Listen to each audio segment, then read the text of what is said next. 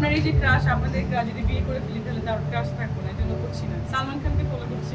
আপু একটা ফিল্ম নিয়ে আসি, মানে আপনি কি নিয়ে ব্যস্ত আছেন ডাক্তারি পেশার পাশাপাশি? ফিল্ম হচ্ছে ওই ফিল্ম আছে একটা অলরেডি শেষ হয়ে গেল, কুরবানিতে রিলিজ হবে।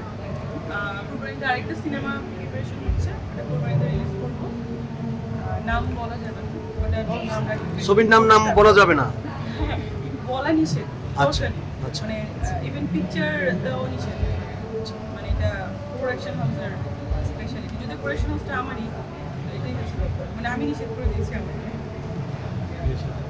আপু মিষ্টি জান্নাত বিয়ে করছেন কবে? বিয়ে একটা টপিকস, বিয়ে বাদে আর কি টপিকস আছে? না, আপনারা তো সেলিব্রিটি, আয়না, অনেকেরই ক্রাশ, আমারও ক্রাশ, তো হয়তো জানার একটু উৎসাহ থাকে, আগ্রহ থাকতে পারে, সেই হিসাবে। আপনার এই যে ক্রাশ, আমাদের ক্রাশ যদি বিয়ে করে ফেলি তাহলে তার ক্রাশ থাকবো না, এজন্য করছি না। সালমান খানকে ফলো করছি। সালমান খান তো বুড়ো হয়ে গেছে, ওর জন্য আমি ওয়েট করতেছি, সমস্যা নাই। বুড়ো হয়ে যাবে। ওটাও ভালো লাগে।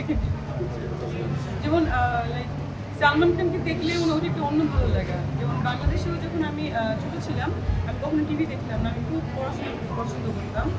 একমাত্র সজল ভাইয়ের নাটকগুলো আমি দেখতাম। সো প্রবলেম হইতেছে সজল ভাইয়ের সঙ্গে, তারপরে ও মানে একজন মিডিয়াতে আসি একটা সিনেমাও করেছি, তারপরে ওর সাথে একটা টেলি ফিল্ম করেছিলাম।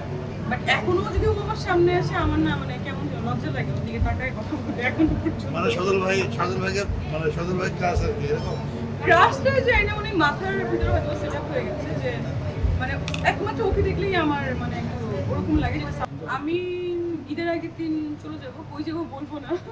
মানে দুবাই বলতে বলতে আসলে মানে কি বলার, আমার তো ওই যে দুবাইয়ের গোল্ডেন ভিসা হচ্ছে, তো হয়তো বা ওরা আমাকে এই জন্যই দুবাইয়ের ব্র্যান্ড অ্যাম্বাসেডর করে কিনা কয়দিন পরে ভাবতেছি।